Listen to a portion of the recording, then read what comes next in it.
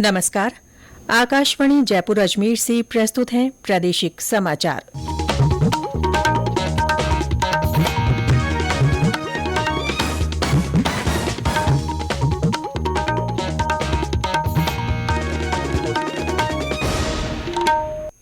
मुख्य समाचार।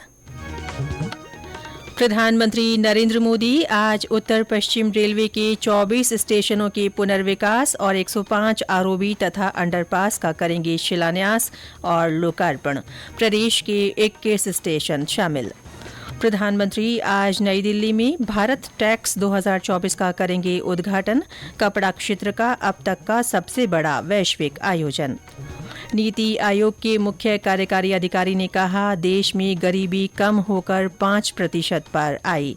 और प्रदेश में कमजोर पश्चिमी विक्षोभ के प्रभाव से आज और कल कई स्थानों पर बारिश की संभावना।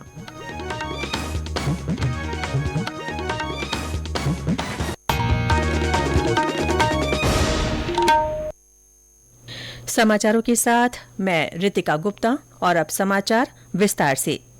प्रधानमंत्री नरेंद्र मोदी आज उत्तर पश्चिम रेलवे के 24 स्टेशनों के पुनर्विकास और 105 रोड ओवरब्रिज और अंडरपास का शिलान्यास तथा लोकार्पण करेंगे।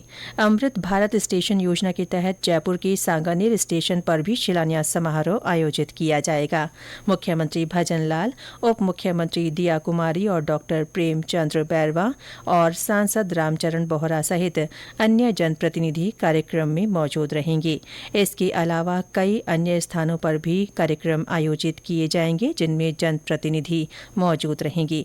हमारे संवाददाता ने बताया कि प्रधानमंत्री राजस्थान के 21 स्टेशनों के पुनर्विकास कार्यों का शिलान्यास करेंगे। प्रदेश के जिन स्टेशनों का पुनर्विकास किया जाएगा उनमें ब्यावर, फतेहपुर, जवाई बांध, रानी, अजमेर, सोमेसर, गोगामेड़ी, रायसिंह नगर, दौसा, फतेहपुर, शेखावाटी, खीरतल, नीमका थाना, राजगढ़, सांगानेर, पाली मारवाड़, डीग, धौलपुर, गोविंदगढ़, खेडली, बूंदी और झालावाड़ सिटी शामिल है। इन स्टेशनों के पुनर्विकास पर करीब 1261 करोड़ रुपए खर्च होंगे। स्टेशन पुनर्विकास में स्थानीय लोक कला व विरासत का समावेश कर स्टेशनों का आधुनिकीकरण किया जाएगा।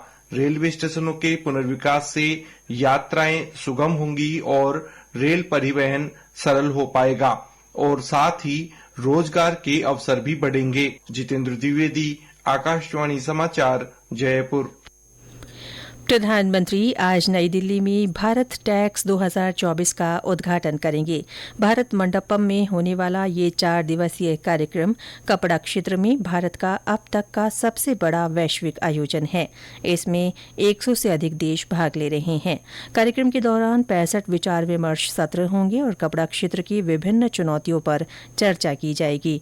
इसमें प्रमुख नीति निर्माता, वैश्विक मुख्य कार्यकारी अधिकारी, वस्त्र प्रदर्शनी के आयोजक और 3000 से अधिक खरीदारों के भाग लेने की संभावना है। भारत टैक्स में विद्यार्थियों, बुनकरों, कारीगरों और कपड़ा क्षेत्र से जुड़े कामगारों के अलावा 40,000 से अधिक व्यापारी भी हिस्सा लेंगे। कार्यक्रम का उद्देश्य व्यापार और निवेश को बढ़ावा देना और वस्त्र निर्यात में बढ़ोतरी करना है। मुख्यमंत्री भजनलाल शर्मा ने कहा है कि संशोधित पार्वती कालीसिंध चंबल परियोजना पूर्वी राजस्थान के लिए जीवनदायिनी साबित होगी। इस योजना से क्षेत्र में सिंचाई और पेयजल की बरसों पुरानी समस्या का समाधान होगा। उन्होंने कहा कि इस परियोजना की डीपीआर में शामिल 26 बांधों के अलावा इसमें 122 अतिरिक्त बांधों को जोड़ा जाएगा। श्री शर्मा कल पूर्वी राजस्थान दौरे के दूसरे दिन धौलपुर, करौली, गंगापुर सिटी, सवाईमाधोपुर, लालसोट, निवाई और चाकसू में आयोजित आभार सभाओं को संबोधित कर रहे थे। इस मौके पर केंद्रीय जल शक्ति मंत्री गजेंद्र सिंह शेखावत ने कहा कि एकीकृत ईआरसीपी आजादी के बाद प्रदेश की सबसे बड़ी नहर परियोजना होगी, जिसमें प्रदेश के नए जिलों सहित कुल 21 जिलों की 3.5 करोड़ आबादी को पीने का पानी मिल सकेगा। इससे पहले धौलपुर के बाड़ी में आयोजित आभार सभा में मुख्यमंत्री ने राजीविका स्वयं सहायता समूहों की महिलाओं को चेक वितरित किए। उत्तर प्रदेश के उप मुख्यमंत्री केशव प्रसाद मौर्य ने कहा है कि प्रधानमंत्री नरेंद्र मोदी के नेतृत्व में देश की विदेशों में साख बढ़ी है। वे कल सीकर में लोकसभा बूथ सम्मेलन को संबोधित कर रहे थे। उन्होंने कांग्रेस पर प्रमुख मुद्दों से भटकाने का आरोप लगाया। बूथ सम्मेलन को नगरीय विकास मंत्री झाबर सिंह खर्रा और पूर्व भाजपा प्रदेश अध्यक्ष अरुण चतुर्वेदी ने भी संबोधित किया। ये समाचार आकाशवाणी जयपुर अजमेर से प्रसारित किए जा रहे हैं। नीति आयोग के मुख्य कार्यकारी अधिकारी BVR सुब्रमण्यम ने कहा है कि नवीनतम उपभोक्ता व्यय सर्वेक्षण से संकेत मिलता है कि देश में गरीबी कम होकर 5% पर आ गई है। सर्वेक्षण के अनुसार ग्रामीण और शहरी दोनों क्षेत्रों के लोग समृद्ध हो रहे हैं।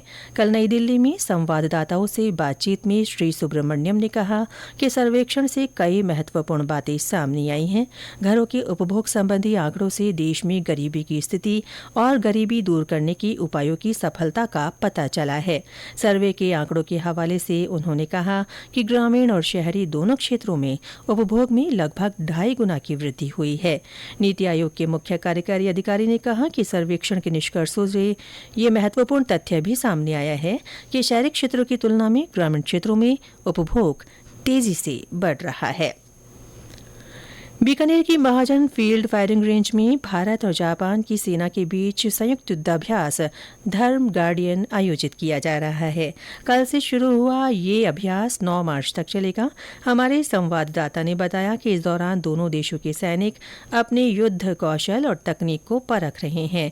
जापान की सेना का महाजन क्षेत्र में ये पहला युद्धाभ्यास है। युद्ध अभ्यास के 5वें संस्करण में भाग लेने के लिए 40 कर्मियों वाली जापानी ग्राउंड सेल्फ डिफेंस फोर्स की टुकड़ी कल महाजन पहुंची। दोनों देशों के सैनिकों ने परेड और झंडारोहण के बाद अभ्यास शुरू किया। दोनों देशों की सेनाओं के बीच यह संयुक्त युद्ध अभ्यास 9 मार्च तक चलेगा। जापानी दल का प्रतिनिधित्व 34वीं इन्फेंट्री रेजिमेंट के सैनिकों द्वारा किया जा रहा है। भारतीय सेना की टुकड़ी का प्रतिनिधित्व राजपूताना राइफल्स की एक बटालियन कर रही है।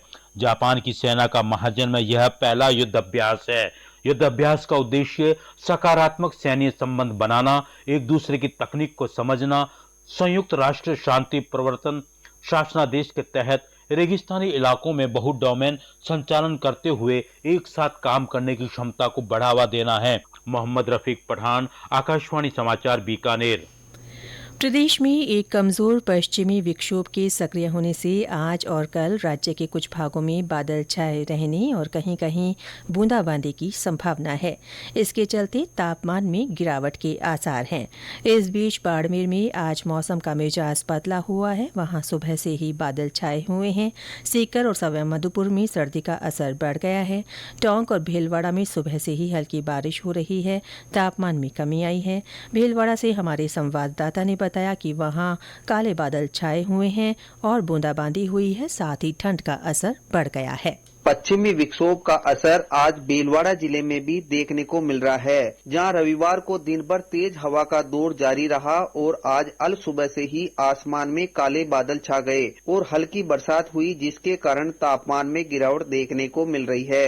काले बादल छाए रहने के कारण किसानों के चेहरे पर भी चिंता दिख रही है, जहां किसानों को अंदेशा है कि अगर ओलावृष्टि हो जाए तो किसानों द्वारा बोई गई रबी की फसल के रूप में जीरा, सरसों व तारामीरा में नुकसान हो सकता है। सोमदत्त त्रिपाठी, आकाशवाणी समाचार, भीलवाड़ा।